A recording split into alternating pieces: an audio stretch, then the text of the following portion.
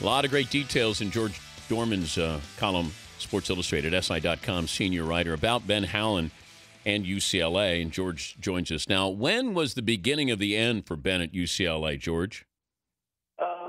For me, if I'm pegging a date, it was sometime in the summer of 2009. He alienated a bunch of the AAU coaches in Southern California, the most powerful guys. And he'd already sort of been on thin ice with them because they didn't like his style of play. They didn't like, that he had a relationship with, two coaches out there over all others. They already didn't like sort of his way he did business. But what he did was he pulled a scholarship from a kid, Kendall Williams, who's a Mountain West Conference Player of the Year this year at New Mexico. He'd been committed to UNLV for over a year and a half, and Ben waited until the end of the summer evaluation period, right before Kendall's senior year, to pull a scholarship, which meant other schools. And I talked to Pac-12 schools. They liked Kendall, but they were like, we haven't seen him play in a year and a half because we thought he was just committed to UCLA.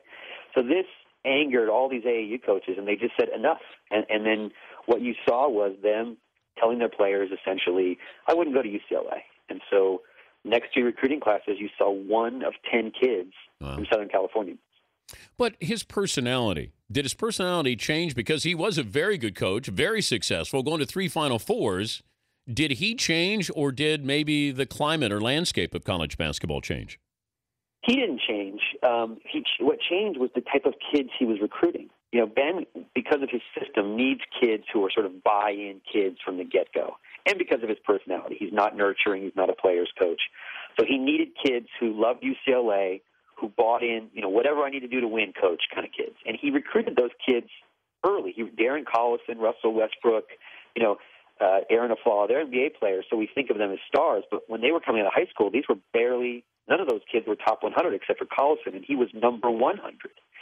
So you had these kids who came in, local kids, and were like, what can I do, coach? And they bought in, and they were disciplined from the get-go. And so it didn't matter that Ben wasn't warm and fuzzy. It didn't matter that Ben, wasn't a guy that they could hang out with and bond with. But then when they started winning those Final Fours, he thought, well, I can get the best kids in the country. The problem is those come with baggage. Yeah. And that really undermined what he was trying to do.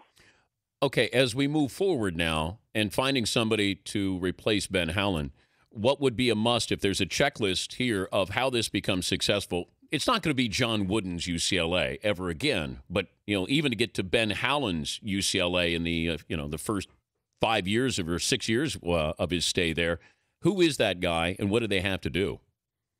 Well, the first thing they're going to do is it's going to be a younger coach. They want energy. It's LA. They want this sort of it's going to be it's going to be the Shaka kind of model, Shaka Smart model of the coach, if not him.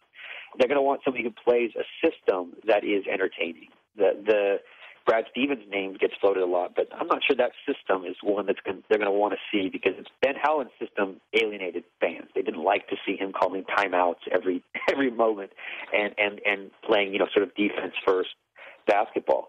So it's got to be somebody who plays an entertaining style, who is on the young side, energy, really gregarious, that which Ben was not. Sort of more like Lavin. I think this hire is going to be somewhat a cross between Lavin and Halen. The coaching knowledge that Ben had, minus his defensive system, with Lavin's sort of player coach idea. But most importantly for them, it's also going to be somebody who can work with the AAU coaches in Los Angeles, because Ben just couldn't. He just got to a point where they wanted nothing to do with him. How did UCLA competing for that fan there? Obviously, it's a Laker town, but can UCLA capture a portion of that audience and get people to be excited about UCLA basketball again? I think it's less important than sort of capturing LA than just capturing the students. I mean, this year, and really in the past few years, students have tuned it out. So maybe start small and just get the students back. I mean, I don't know exactly how big UCLA is now, but it's probably 40,000 plus students. Let's at least start to get 5,000 of them to turn out, which they don't do now. Is it still a good job? It isn't what it is. I mean, I've talked to a lot of people who think the USC job is better because, if you make the Sweet 16, let's say 1 out of every 3 years at USC, you're going to get contract extension after contract extension. But at UCLA, sort of the expectations are outsized. And I think, the facilities are not great, even though they renovated it and things like that. So the USC job is sort of better on paper, but UCLA is still UCLA, and you're still going to get whatever kids you want out of Southern California if you're the right coach and you're running the right system. Great stuff, George. I enjoyed the article you had. Thanks for joining us. Thanks, Dan. George Dohrmann, Sports Illustrated, SI.com. The article is entitled "The Moment Things Started to Unravel for Ben Halen at UCLA."